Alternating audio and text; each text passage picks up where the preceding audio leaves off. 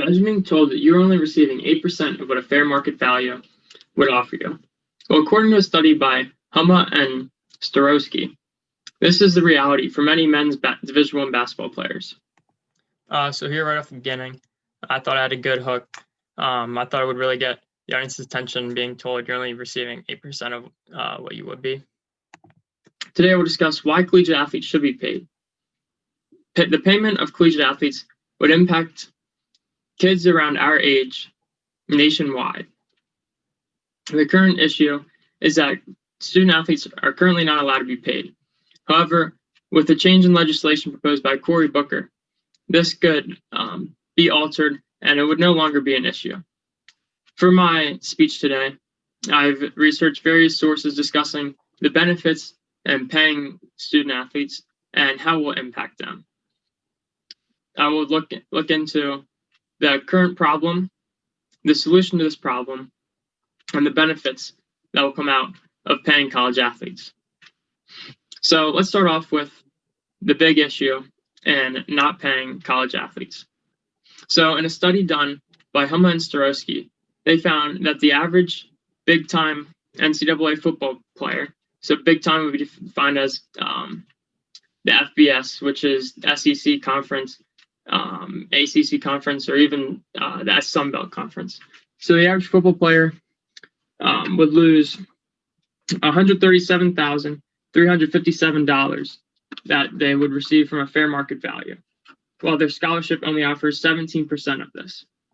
With those stats, I try to show the difference in what college athletes are receiving compared to what they could be receiving, and try and get the audience to feel like that difference and how it would impact them and how they would feel if they're only receiving that much. The average men's basketball player, they would miss out on $289,031, and their scholarship would only cover 8% of this. In the study, they released two graphs or charts, one for big-time football programs and the other men's basketball. So for football, the leading program in terms of market value. For these charts, at first, I printed off, but it's kind of hard to see as an audience there. But I figured if it was in person, it would be a lot easier for the audience to see the numbers. But as I go on here, I end up reading off the top lines. Is Texas. There, the average player would receive $567,922 a year. However, their scholarship only covers $21,090. So over the course of 4 years, the average player at Texas will miss out on $2,187,328. Now, obviously, that is a lot of money. Pretty much my main point for this was hammering home how much money the students could be making that they're not. And obviously, if anytime you're told that you could make $2 million that you're missing out on, I wanted it to jump out at the audience and grab their attention again that way. That a student could miss out on. However, in men's basketball, the difference is even larger. For basketball, the leading program is Louisville. There, the average player would make $1,632,103, while their scholarship only covers $17,370. So over the course of 4 years, the average player is missing out on $6,458,932. Now, that is obviously a lot of money that a student could be making, but they are being denied the offer of making that fair market value. In a study done by Kareem, Shabazz Napier is a men's basketball champion, has quoted saying, "There are many hungry nights that I go to bed and I'm starving." With that quote, instead of trying to hit the audience with numbers, I try to hit them with their feelings, with how athletes are going to bed hungry because they're not giving or being paid enough. Now the quote shows how the NCAA fails to provide basic necessities such as food, where if they were allowed to profit off of a fair market value, they would easily be able to cover the small expensive food with the hundreds of thousands they would be able to come in. However, let's look at some of the solutions that can arise. Well, first off, in the fall after Shabazz Napier's comments, the NCAA put out new legislation allowing students to receive an unlimited meal plan, as well as $2,000 to cover any other necessity expenses.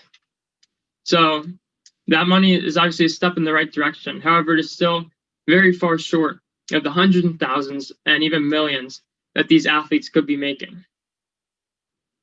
However, the long-term solution for this has been proposed on August 13th by New Jersey Senator Cory Booker. So let's look at what are these benefits that Cory Booker's proposed legislation will bring about. So first off, it will allow players to profit off their name, image, and likeness, which currently they're not allowed to profit off of at all. Also, it will provide medical benefits for players 10 years after they are no longer eligible. Currently, once their eligibility is up, so is the medical expenses. So there are many other points, but those are the two big points that I wanted to talk about today. So to sum things up, the big problem is student athletes are not allowed to be paid. So how do we fix this?